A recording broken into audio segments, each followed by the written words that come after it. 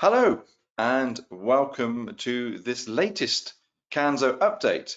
Now, for those of you who are returning from a summer break, I hope you had a great time and are refreshed and ready to face the rest of the year and all the challenges and opportunities that it will bring.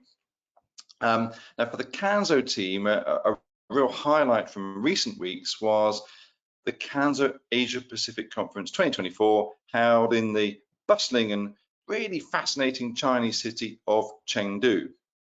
There, our host ATMB warmly welcomed us for 3 days of debate and discussion where we talked about all the aspects of the Asia Pacific ATM white paper, which was published earlier this year. Now, this paper was produced by CANSO and Think Research to help the Asia Pacific full members quicken the pace of ATM modernization, and in Chengdu we discussed, amongst other things, the benefits of digital solutions such as managed services, examples of industry facilitating sharing, for example, information, and then the potential for greater use of virtualization. And as with all CANSO regional conferences, we enjoy some really spectacular networking events, including a demonstration of an EHang eVTOL aircraft, which I'm especially pleased to have had the opportunity for a short ride in, and that was quite an amazing experience.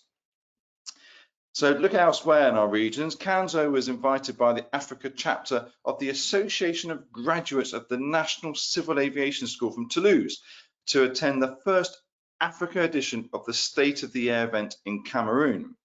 There we presented initiatives related to decarbonisation for African ANSPs and highlighted the CANSO Green ATM initiative. Looking at Europe, the EC3 chair team had a meeting with the head of the European Commission's Single European Sky Unit and the chair of the Performance Review Body. It's called the PRB, which advises the European Commission. And they discussed the recently adopted EU ATM performance targets for the fourth reference period. The Commission agreed that the targets are challenging, but sees them as feasible, whilst acknowledging that some ANSPs may require specific deviations due to traffic shifts caused by the conflict in Ukraine, for example.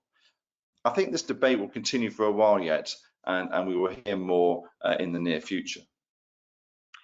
In Latin America and Caribbean, CANSO tracked Hurricane Beryl's trajectory and held ad hoc web conferences in anticipation of the storm. ANSPs, airlines and airports were all involved implementing the planned airway system alternatives to minimize major disruptions in air travel.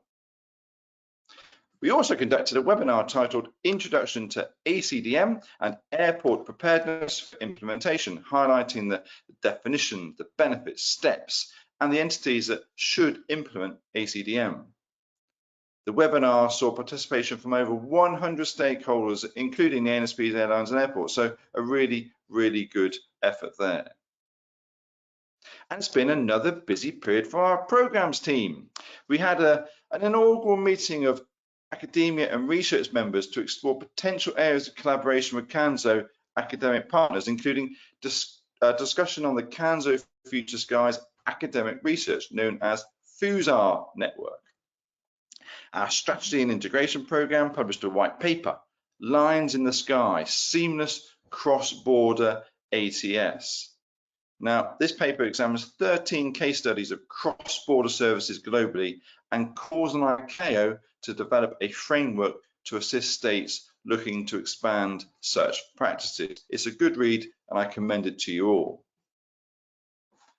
In safety, Eurocontrol in Europe hosted the quarterly safety conference at which John Wennis, our safety program manager, provided a briefing on the CANSO safety dashboard to the CANSO European Safety Directors Group.